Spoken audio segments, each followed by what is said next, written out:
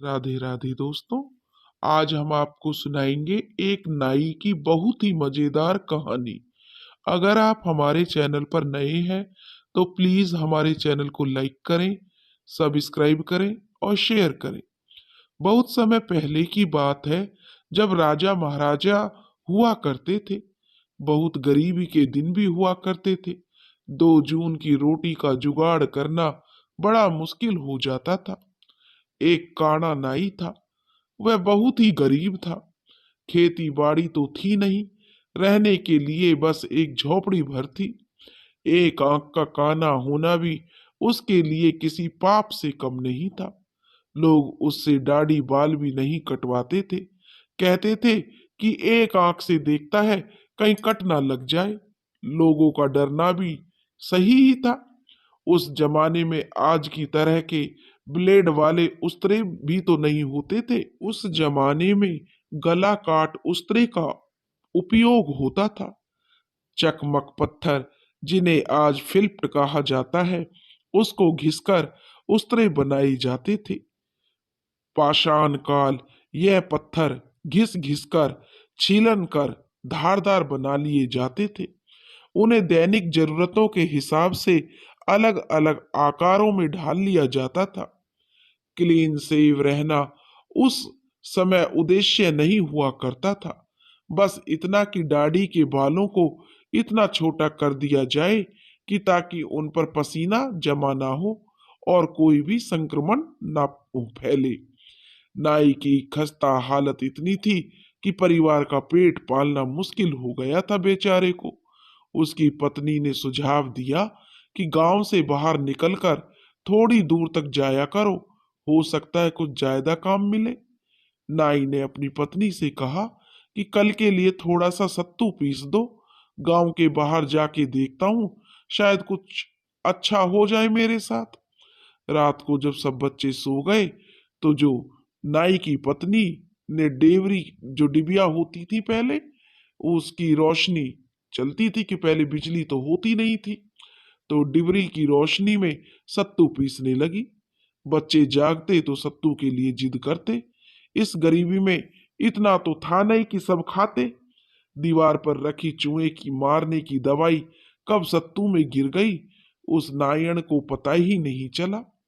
अगली सुबह नहा धोकर नाई तैयार हुआ और अपने जो उस्तरे कैंची उसने उठाए और अच्छी तरह से धार लगा के तैयार किया हुआ सत्तू की पोटली और पानी पीने के लिए एक लोटा लेकर नाई घर से निकल पड़ा।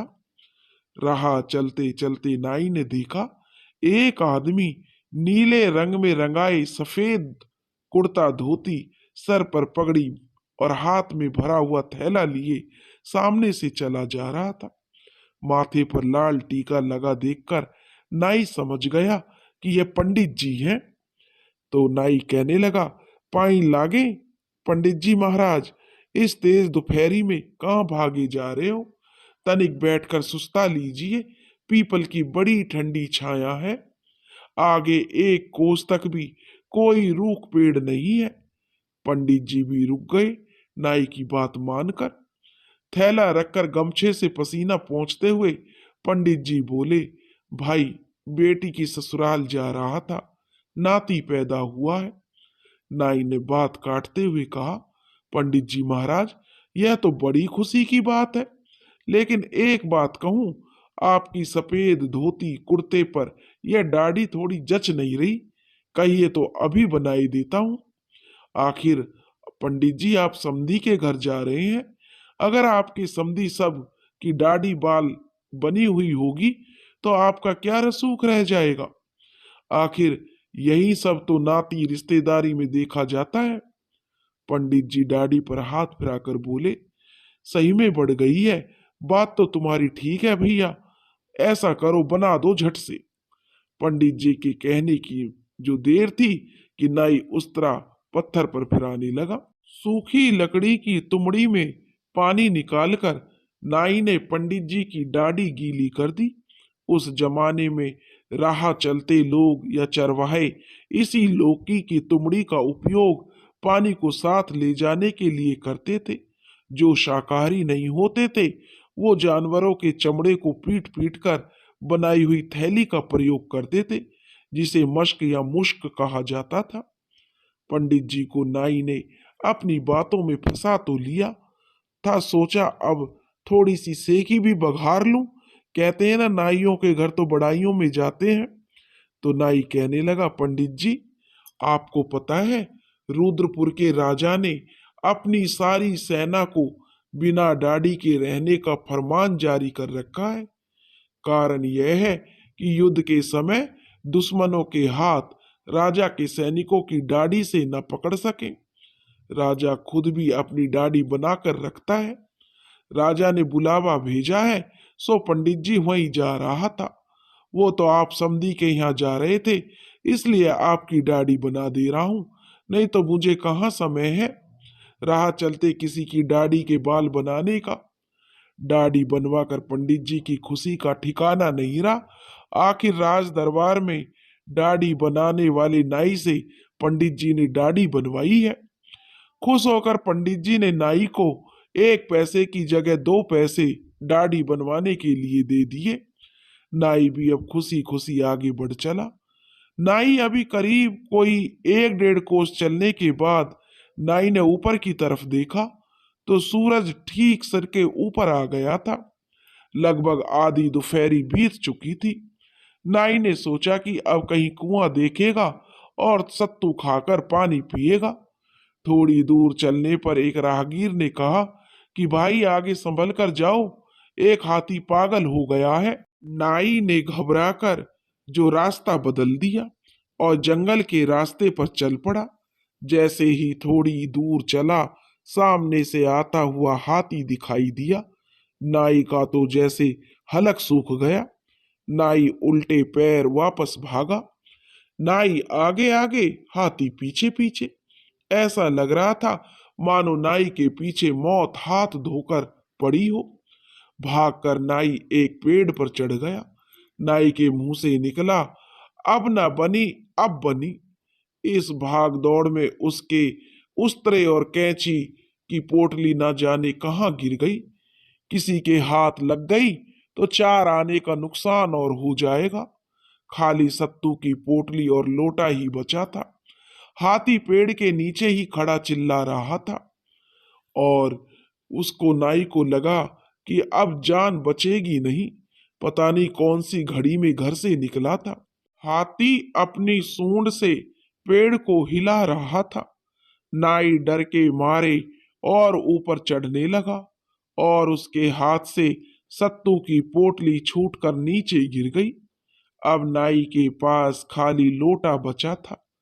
पागल हाथी सत्तू की पोटली सीधे अपने मुंह में डालकर खा गया।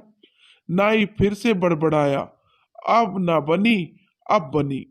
हाथी से तो जान बच भी जाएगी, तो भूख से जरूर मैं मर जाऊंगा। देखते ही देखते हाथी चारों पैर फैलाकर लेट गया और जोर जोर से चिल्लाने लगा। सत्तू का जहर असर कर रहा था और थोड़ी देर में हाथी मर चुका था। हाथी के शरीर में कोई भी हलचल ना देखकर नाई सोच में पड़ गया कि हाथी सो रहा है या मर गया। थोड़ा नीचे आकर एक बड़ी सी लकड़ी से हाथी की पीठ पर चुभोकर वह देखने लगा, पर हाथी तो टस से मस नहीं हुआ। थोड़ी सी पत्तियां और टहनियां नाई ने हाथी के ऊपर गिराई, पर अब भी कोई हलचल नहीं हुई। एकदम नाई नीचे उतर कर आया और नाई ने लोटे से हाथी को ठोक ठोक कर देखने लगा कि सचमुच हाथी मर गया।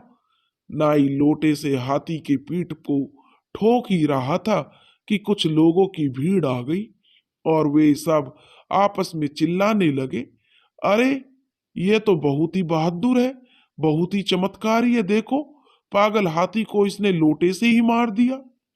नाई भी तो सेकी बघारने में तेज था। उसने भी कहा, ऐसे कई हाथी मारे हैं हमने, हमें शिकार करने के लिए हथियार की जरूरत नहीं पड़ती। लोटा दिखाते हुए नाई कहने लगा, यह बर्तन ही काफी है। कुछ लोग नाई को कंधे पर बैठाकर राज दरबार की ओर चलने लगे और कहने लगे, चलो आपको अपने राजा से हम इनाम दिलवाएंगे। राजा से इनाम की बात सुनकर नाई थोड़ा खुश हो गया और वे लोग कहने लगे, आपने जो बहुत बड़ा काम किया है, आपने पागल हाथी को मार दिया।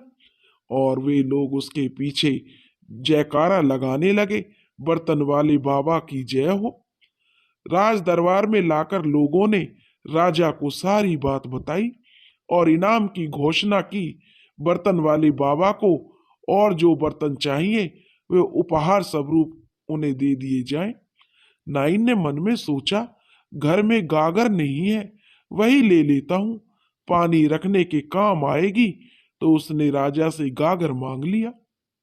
राजा ने कहा, बर्तन वाले बाबा, आज रात आप हमारे राजमहल में रुकिए, हमारे मेहमान बनकर। कल सुबह एक काम और हमारा कर दीजिए। एक शेर आदमखोर हो गया है, वही भी पकड़कर हमें दे दीजिए ताकि उसको पिंजरे में डलवा दे। आए दिन वह लोगों की बकरियों को खा जाता है, उसने पूरी प्रजा की नाक में दम कर रखा है। नाई की तो यह सुनकर जैसे सांस ही रुक गई, लेकिन करे तो क्या करे, असलियत बताएगा तो राजा नाई को ही पिंजरे में डलवा देगा। नाई ने सोचा, रात को जब सब सो जाएंगे तो चुपचाप यहां से निकल जाऊंगा। नाई को बकायदे शाही महल में रखा गया। शाही भोजन खिला पिलाकर उसे मेहमानों के कक्ष में लिटाया गया। रात को नाई अपनी गागर और लोटा लिए दबे पैर राजभवन से निकल पड़ा, क्योंकि राजभवन में सब सो रहे थे। कुछ दूर चला ही होगा कि अचानक से नाई के पैर रुक गए। आदमखोर शेर मुंह बाए सामने ही खड़ा था। नाई के मुंह से निकला, अब ना बनी पर अब बनी, अब जान जरूर जाएगी। नाई वापस उल्टे पैर राजभवन की ओर भागा। नाई आगे आगे, शेर पीछे पीछे।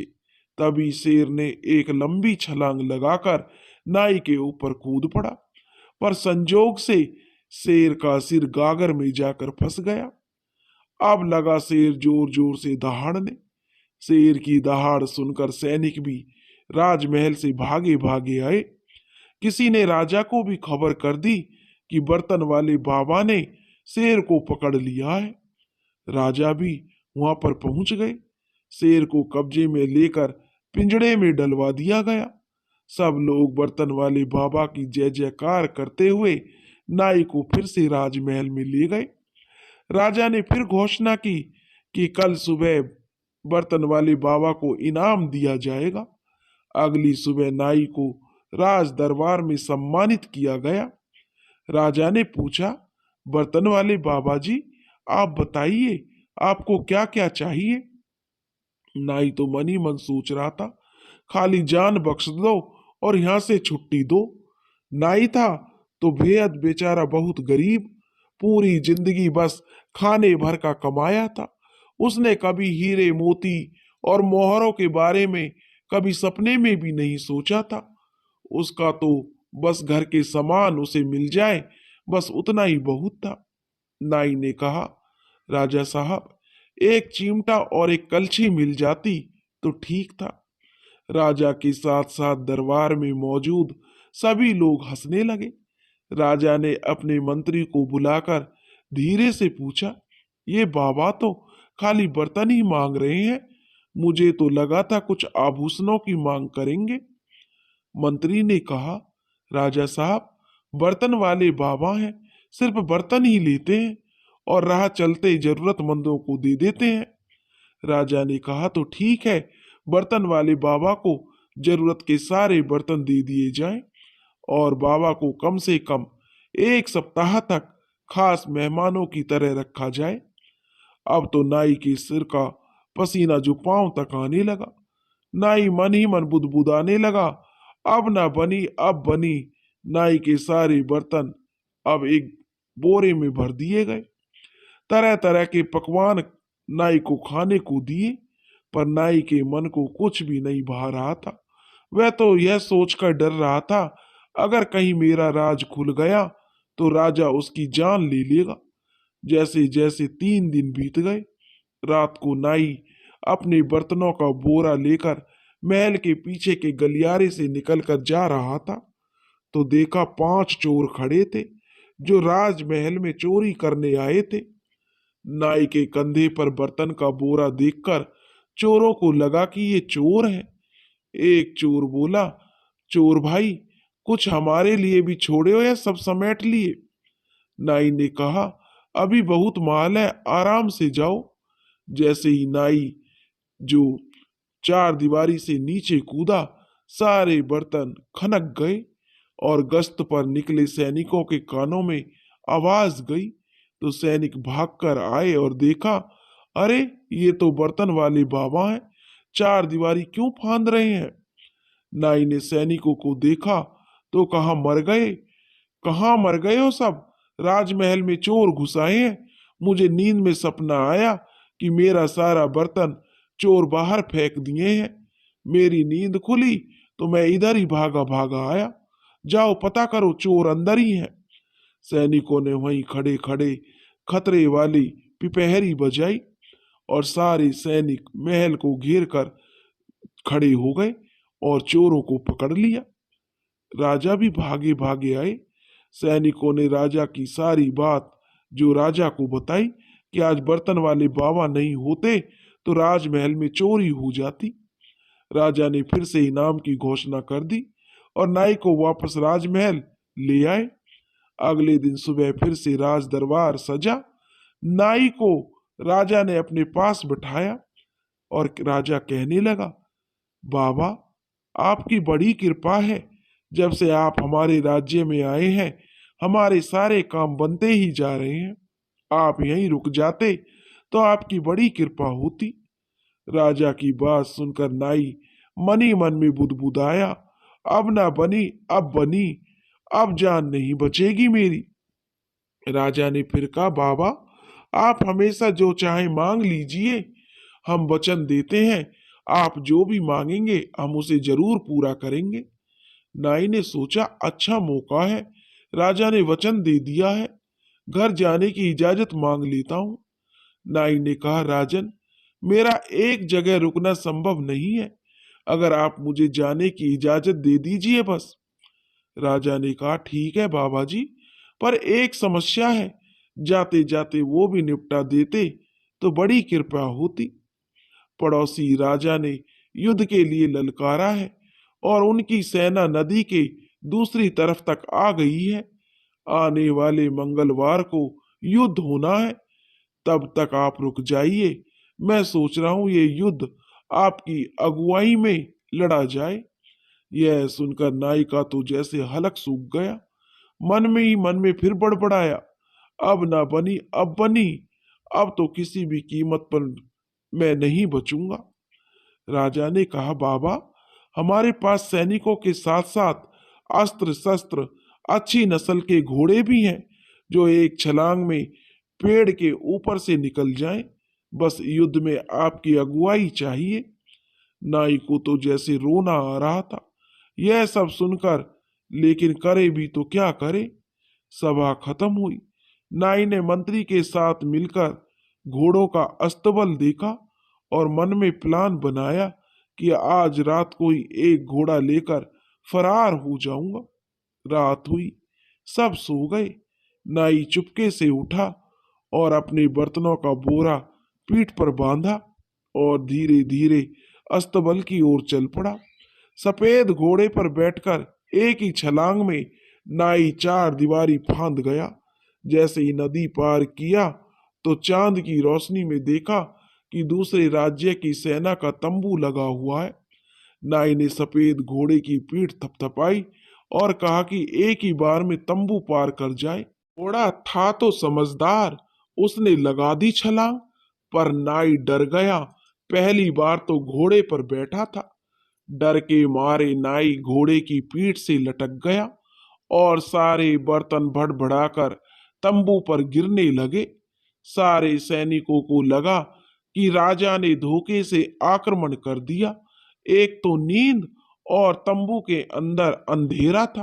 वो सब नींद में ही अपनी तलवारें खींचकर आपस में ही लड़ गए। राजा के साथ साथ आधे से ज्यादा सैनिक मारे गए। जो कुछ बचे थे वे राजा के मरते ही वहां से भाग गए। तलवारों की टक्कर सुनकर घोड़ा उत्तेजित हो उठा और नाई को दूर पटककर राजमहल की ओर भागा। घोड़े के पैर खून से सने हुए देखकर सेनापति को समझते हुए देर नहीं लगी कि घोड़ा युद्ध से आ रहा है। राजा को खबर कर सेनापति सभी सैनिकों के साथ युद्ध के मैदान की तरफ भागा। पहुंचकर देखा तो दुश्मन के सारे सैनिक और दुश्मन राजा भी मारा गया है। थोड़ी देर में सुबह हो गई तो पता चला नाई एक पेड़ के नीचे पड़ा करहा रहा था। घोड़े से गिरने की वजह से उसका पैर टूट गया था। कुछ सैनिक मिलकर नाई को उठाए और बर्तन वाले बाबा की जय जयकार करते हुए राजमहल वापस लौटे। राजवैद्य ने को बुलाया गया और राजवैद्य ने नाई का उपचार किया। कुछ दिन में नाई का पैर ठीक हो गया। फिर राजमहल में जो राज दरबार सजाया गया। राज दरबार में सब इकट्ठा हुए। जैसे ही नाई राज दरबार में आया तो राजा सहित सभी नाई के सम्मान में खड़े हो गए और चारों तरफ बर्तन वाले बाबा की जय जयकार होने लगी। राजा ने नाई से पूछा, बाबा जी, आपने ये चमत्कार कैसे किया? बिना किसी अस्त्र शस्त्र के दुश्मनों को कैसे मार दिया? अब बेचारा नाई बोले तो क्या बोले। नाई ने कहा, राजा साहब, कुछ को लोटे से, कुछ को चिमटे से और कुछ को तवे से मारा। ऐसे ऐसे करके सबको मार दिया। राजा ने नाई से पूछा, बाबा जी, ये चमत्कार कैसे किया? बिना किसी अस्त्र शस्त्र के दुश्मनों को कैसे मार दिया? अब बेचारा नाई क्या बोले। नाई ने कहा, राजा साहब, कुछ को लोटे से मारा, कुछ को चिमटे से और कुछ को तवे से मारा। ऐसे करके सबको मैंने मार दिया।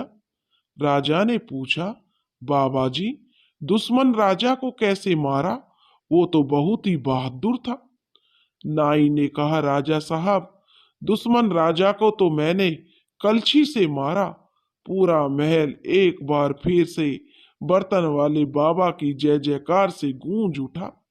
नाई को फिर से सारे बर्तनों के साथ साथ साथ कपड़े, अनाज, पैसा, सोना चांदी के साथ एक घोड़ा भी दिया गया। राजा ने नाई को खुशी खुशी विदा किया। नाई खुशी खुशी अपने घर लौट आया। दोस्तों, अगर आपको हमारी कहानी पसंद आई हो तो प्लीज हमारे चैनल को लाइक करें, सब्सक्राइब करें और शेयर करें। राधे।